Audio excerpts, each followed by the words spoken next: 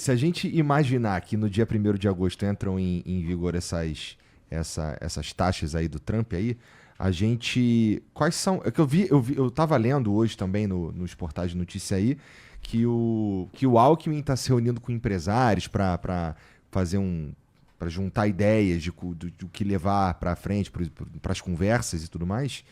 E, bom, tem um monte de setor ali que seria bem mais impactado do que outros, né? Estamos falando de laranja, café... Óleo também, o Brasil é um grande exportador de óleo bruto. Aço, né? Aço. A própria Embraer. 60% da produção da Embraer é vendida para os Estados Unidos, né? Mas desde que o Trump assumiu, você já, o que o Ricardo falou, os países já estão se movimentando. Uhum. É o que eu costumo brincar. Enquanto o Trump fica brincando de ameaçar os outros, os países estão trabalhando, né? O Lula foi para a China, o Lula foi para o Japão, fechou um acordo da Embraer com o Japão, né, para fornecer avião. Se não me engano, eu vi hoje a notícia de um acordo que a Embraer fechou de vender 45 aeronaves para a Dinamarca, podendo aumentar em 10 aeronaves, um acordo de 21 bilhões de dólares. Então, os países estão se organizando. Eu costumo brincar, enquanto o Trump está chutando os outros, os países estão se dando a mão. Porque é o que o Ricardo falou, os países não podem falar, não posso depender desse louco, né? Uhum. Eu vou tentar achar alternativas. Ele está fazendo um movimento, na realidade, ele está unindo, principalmente o Sul global, né?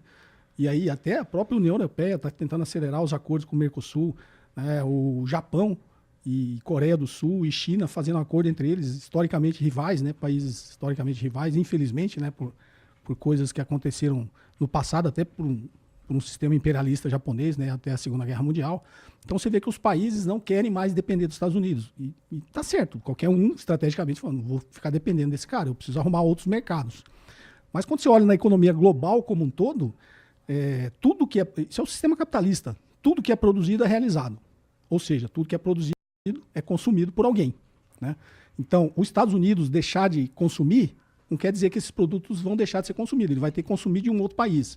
É isso que eu falo. No limite, tudo vai se reacomodar. Uhum. Vai levar um tempo, vai ter alguns impactos negativos em um país ou outro, mas no limite tudo vai se reacomodar, porque tudo que é produzido é consumido, né?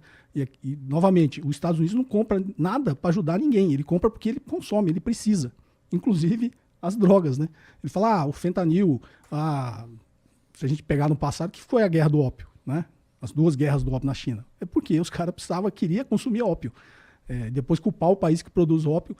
Os Estados Unidos, você não vê nenhum mega traficante preso que é americano. Mas quem consome são eles, né? Eles estrategicamente, eles querem até, não sei se inconscientemente ou conscientemente, que alguém produza, porque eles precisam consumir, né? Então esse negócio de fentanil é meio que jogo de cena, né? Ficar colocando isso na carta. Isso não é o problema principal. Assim como na carta contra o Brasil, o problema dele não é o Bolsonaro. Entrega o Bolsonaro para ele ver se ele vai mudar a estratégia dele. Não é. Aquilo lá é um jogo de cena também, né? E o Eduardo Bolsonaro está comentando antes, fazendo graça lá e tal. Se ele tivesse essa moral toda, ele estava na posse do Trump. Ele não estava na calçada recebendo neve na cabeça porque não recebeu um convite para entrar lá. Então ele não tem essa importância toda. O Donald Trump é um ser midiático. Ele sempre foi um cara midiático, né? Então, na carta que ele põe e ele envia aos países, você sempre vê que tem um elemento ali de meio teatral que ele coloca. Obviamente, ele tenta misturar uma pauta política e ideológica numa pauta que deveria ser somente econômica, que também é contraditório, que eu já expliquei, né? Não tem como os Estados Unidos, através do Donald Trump, atingir todos os objetivos que ele diz que quer atingir, porque eles são contraditórios, né? O que inunda o mundo de dólares e proporciona a hegemonia do dólar é o déficit comercial, né? Então, a China, 2024, vendeu, arredondando os números, tá? Vendeu 450 bilhões para os Estados Unidos. Os Estados Unidos vendeu 150 bilhões para a China. A China teve um superávit de 300 bilhões. Então, a China tem, agora, nesse exemplo, 300 bilhões de dólares na mão. Uhum. São 300 bilhões de dólares que a China vai colocar na economia mundial. Digamos que não coloque tudo. Coloque 100 bilhões para circular na economia mundial, fazendo outras transações, e 200 bilhões ela deixa na reserva. Esse dinheiro que deixa na reserva, uma parte vai ser para comprar título do Tesouro Americano, que vai ajudar a financiar a dívida americana. Então, o déficit comercial proporciona a hegemonia do dólar.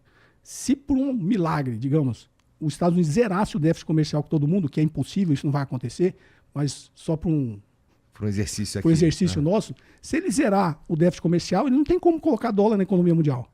e aí o dólar deixa de ser hegemônico. Então, assim, é um movimento contraditório. E o déficit comercial é bom para a hegemonia do dólar, né?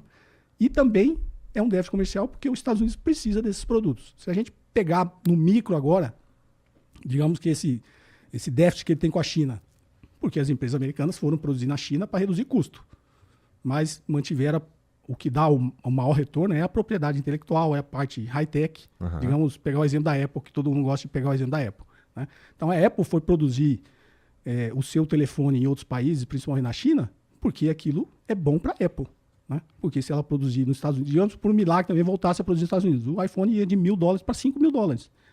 Aí eles não conseguiriam mais vender a quantidade de iPhone que vende para o resto do mundo e para eles mesmos, né?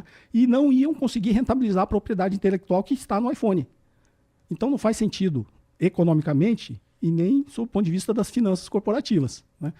É por isso que eu acho que ele não vai chegar no limite dele tentar atingir todos esses objetivos, porque o próprio empresariado, os próprios capitalistas americanos não vão deixar ele seguir em frente com essas loucuras dele, porque não faz o menor sentido econômico tudo que ele está fazendo. Se ele atingir todos os objetivos dele, todos são contraditórios.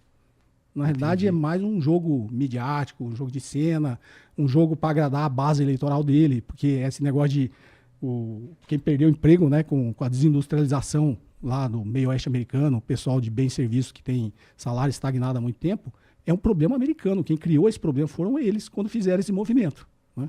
Não tem como trazer isso tudo de volta, por um sentido econômico que não faz sentido, e ele não vai conseguir agradar essa base eleitoral dele. Então ele está meio que jogando, eu acho que é meio que a estratégia lá do Steve Bannon, né? Cria fatos e eventos o tempo todo para confundir todo mundo. Não faz sentido. Por isso que eu acho que o resto do mundo fica olhando e não está tão preocupado assim no limite com o que vai acontecer. Obviamente vai ter um impacto negativo uma hora ou outra, mas não na dimensão do que ele está anunciando. Não vai ter esse impacto negativo na economia mundial, porque, novamente, enquanto ele está fazendo isso, os países estão conversando, né?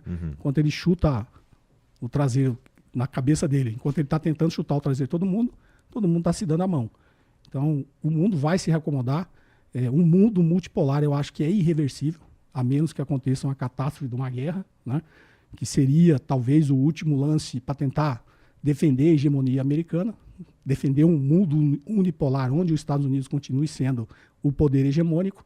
Mas, se isso não acontecer, e eu acho que o mundo está tentando desarmar também esse lance final da guerra, é irreversível que o mundo vai se tornar um mundo multipolar. Entendi. Só, até apresentando dados econômicos aqui na frente do Cobor, ele ficou até sem graça, né? Mas, ó... Ele tá falando um pouquinho de geopolítica também. Então, a gente tá... O Brasil, em 2024, se não me engano, ele exportou 330 bilhões, né, em valor, sendo que 40 bilhões foi para os Estados Unidos. Ou seja, representa mais ou menos 12% das nossas exportações, número aproximado, né? Vamos imaginar que essa taxa de 50% impacte mais ou menos, sei lá, metade das nossas exportações. Isso representa 20 bilhões, como o Brasil teve um superávit de mais ou menos 70 bilhões, é um impacto significativo no superávit que o Brasil vai ter. Mas me corrija se eu estiver errado, né? Como o Brasil ele depende muito da exportação de commodity para os Estados Unidos, excetuando a Embraer, é menos difícil achar mercados alternativos. Como a gente vai ter uma oferta muito grande de café, uma oferta muito grande de óleo no mercado, naturalmente tende a ter uma queda dos preços, porque os americanos vão comprar menos, e aí os países vão começar a meio que redistribuir a compra dessas commodities. Talvez para a Embraer tenha um pouco mais de dificuldade, porque é mais difícil achar mercados. Pode ter mercados, por exemplo, na Dinamarca, outros mercados alternativos, mas para o cidadão americano, parece que não, né? Mas você ter, por exemplo, que nem falei, o café, 30% hoje do café dos Estados Unidos vem do Brasil. O segundo colocado é o Vietnã, que vem de 8%. E o Vietnã também está sendo super taxado porque tem um superávit comercial gigantesco com os Estados Unidos.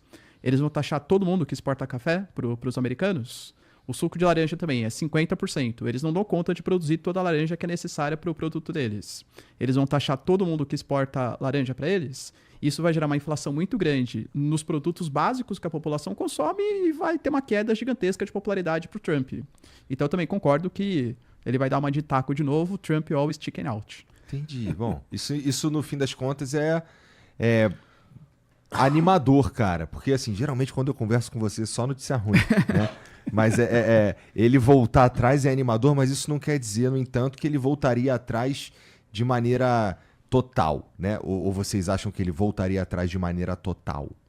Tipo, no dia 1º não vai ser 50%, vai ser 20%. Eu acho, na minha concepção, acho que a tendência é que ele queira fazer algum tipo de negociação.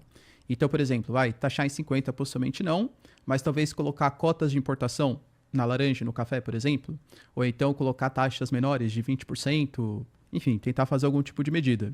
Mas existem organizações hoje que servem justamente para que esses protecionismos não aconteçam. O Brasil já falou que o primeiro passo que ele vai tomar vai estar com uma representação na OMC, Organização Mundial do Comércio. Na prática, penso eu que a OMC vai dar ganho de causa para o Brasil. E o Trump, como descredibiliza qualquer organização internacional, não vai ligar. E aí o Brasil, aliás, o Lula acabou de referendar agora, né, a lei de reciprocidade.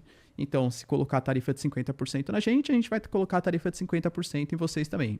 Mas eu não acho que no final das contas vai ter essa tarifa de 50%. Talvez uma tarifa de 20%, 25%, cotas de importação.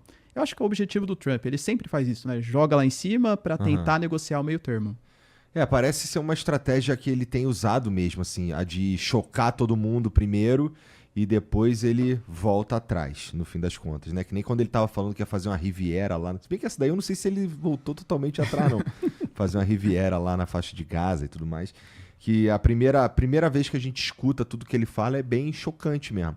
Mas teve, assim, eu não tô maluco, né? A gente teve mesmo uma galera aqui bastante, não é nem chocada, é meio, de certa forma, de um desespero. Pelo menos assim, nas primeiras vezes que eu ouvi, foi o quê? Foi no fim da semana passada que ele soltou essa carta?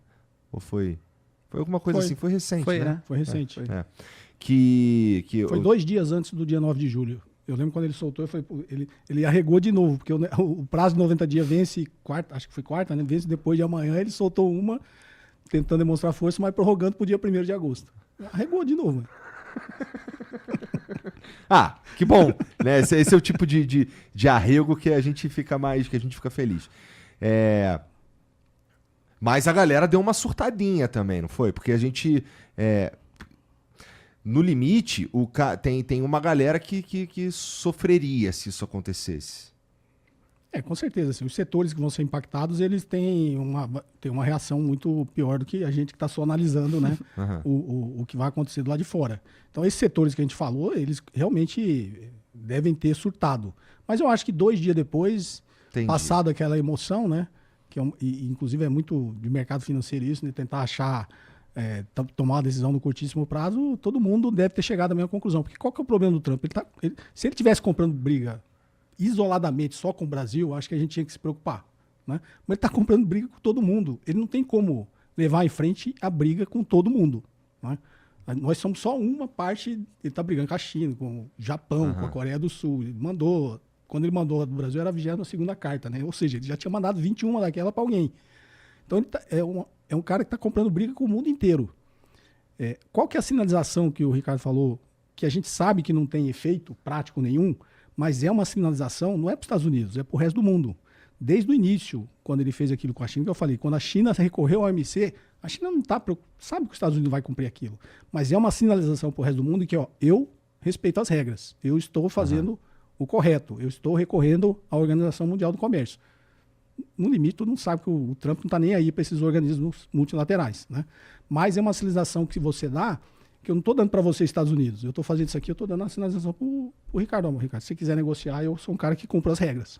Né? Então, a gente continuar recorrendo aos organismos multilaterais, primeiro, é uma sinalização para o resto do mundo, e segundo, é uma tentativa de fortalecer esses organismos, porque eles são necessários, né? Tudo bem, os Estados Unidos, na realidade, nunca respeitou, né? Tudo que vai contra os interesses dele, ele invadiu o Iraque desrespeitando uma decisão da ONU. Tudo que os Estados Unidos fez, ele desrespeitou esses organismos que, na realidade, ele mesmo incentivou a criação desses organismos no pós-guerra. Então, o que o mundo tem feito, a despeito do que o Trump está fazendo, é respeitando os organismos e é estendendo a mão para os outros, né? É aquilo que eu disse. Você falou, vai chegar a 50. Também acredito que no final, sei lá, vai virar 20. Vai virar 20, mas não somos nós que vamos pagar. Quem vai pagar são os americanos, que consomem, no nosso exemplo aqui, o suco de laranja. Né? Então, assim, o suco de laranja que é vendido nos Estados Unidos é vendido porque eles consomem. no limite, eles vão ter que consumir menos, ou vão consumir mais caro. Vai todo mundo ficar puto. Vai todo mundo ficar puto. Eu não vou mais comprar toda a laranja do Brasil, vou comprar só 50%. Mas ele vai comprar esse 50% de alguém, porque ele não produz. Ele compra dos outros é porque ele não produz. Né? Ou não tem capacidade de produzir a preços competitivos. Obviamente, se ele conseguisse produzir suco de laranja dentro dos Estados Unidos no mesmo preço que ele paga para o Brasil, ele estaria consumindo internamente. Então, se ele está consumindo o nosso suco de laranja, é porque ele não produz a preços competitivos. Então, ele vai impor tarifa. Não vai ser 50, sei lá, vai ser 20. Ele vai consumir menos? Não vai. Se ele consumir a mesma coisa, ele vai pagar 20% a mais. Mas eu não... O Brasil foi impactado, vai exportar agora só 50% do que exportava suco de laranja. Os outros 50% ele vai comprar de alguém. E quando ele comprar de alguém, é aquilo que eu falei, no limite tudo que é produzido é consumido. Quando ele comprar de alguém, vai abrir uma oportunidade para o Brasil vender para esse outro país. Então os mercados vão se deslocar e vão se acomodar a outros preços, possivelmente, né? Mas vão se reacomodar. Nesse curto, médio prazo, vai ter um impacto econômico negativo num setor ou outro, numa economia de um país ou outro, mas o mundo vai se reacomodar, né? Porque tudo que é produzido é consumido. Entendi. E você que tá assistindo esse vídeo aqui no Talk Flow, dá pra você virar membro, cara, do Flow agora. É um botãozinho do lado do botão de se inscrever. A gente faz um programa semanal só pros membros. Olha. Então fique esperto aí. Se quiser virar membro, tá bem aqui do lado, é mó merreca, custa menos de R$8, irmão.